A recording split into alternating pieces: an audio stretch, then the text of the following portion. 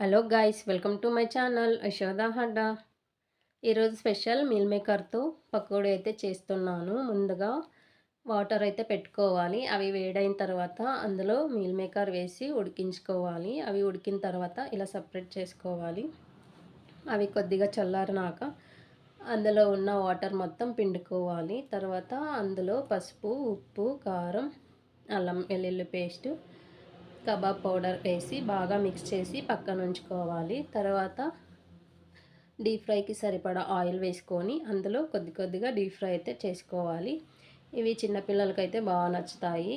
ఎందుకంటే చూడడానికి కలర్ఫుల్గా ఉంటాయి, అలాగే టేస్ట్ కూడా చికెన్ లెక్కనే ఉంటాయి. అందుకని చిన్నపిల్లలు బాగా ఇష్టంగా అయితే తింటారు. ఇలా అయితే డీప్ ఫ్రై చేసుకోవాలి. నేను కొద్దిగా ఆయిల్ వేసుకొని కొద్దిగా అయితే డీప్ ఫ్రై చేసుకుంటున్నాను.